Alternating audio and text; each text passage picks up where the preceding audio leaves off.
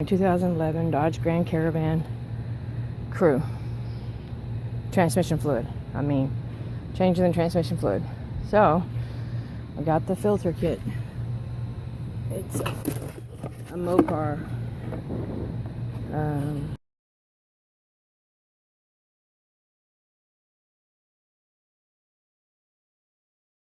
Put it up on a jack stand right here where we're supposed to jack it up on that crease. Here's the transmission pan, and so you loosen up the screws all the way around just a little, and then you let the fluid gradually come out. So I'm going to do that and I'll come back. Okay, I got the transmission pan off. It was a lot of bolts.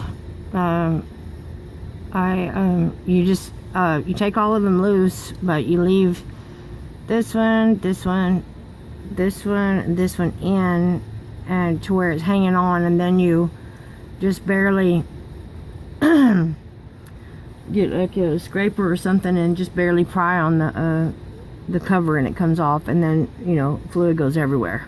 So these pans are 7 quarts each.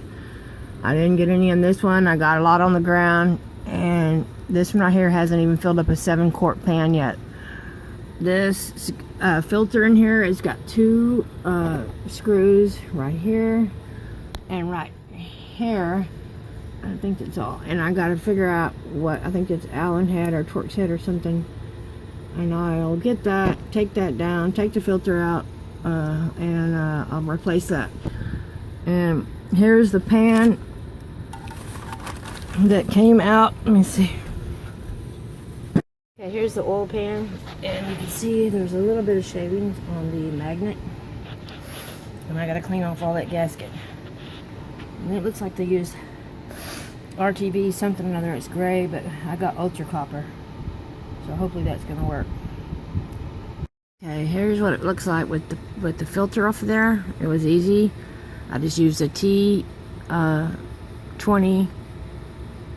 I guess Allen head or Torx head. I'm not really sure what it is, but I'll show you.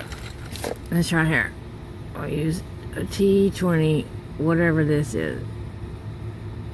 Can't see it, can you? What the heck? T20, anyway. Star head. And you got to get this out. This is what the new filter looks like. I dumped about half a quart out of there, and the new seal looks like this, and there is no gasket. You have to make your own gasket with the high temp silicone. Okay, here's what I used on the pan, and I didn't take a picture of that. I just cleaned the pan really good and got all the old silicone off and cleaned up the bolts, and I put a dab of this on the tip of every one of the bolts, and I put it generously around the edge of the pan, and then I put in all the bolts, but I didn't tighten them down all the way. I let them sit there for about 30-45 minutes before I tightened them down. And the reason I did that is to give the silicone a little bit of time to dry.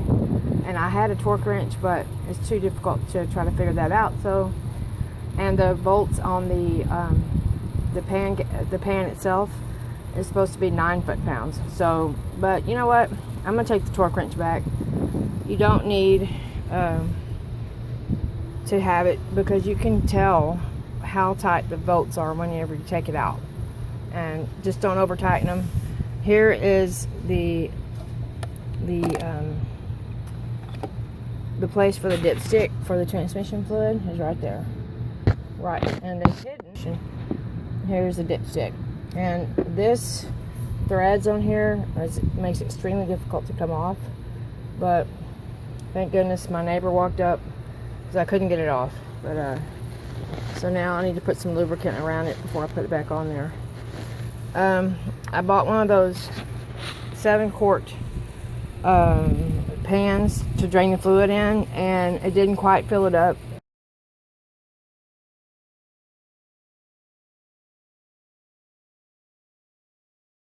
Probably needed another quart and a half, maybe 2 quarts to fill it up, but I spilled a lot of it on the ground, so I'm rough guessing that I'm putting back in 5 quarts, and I still have a quart left.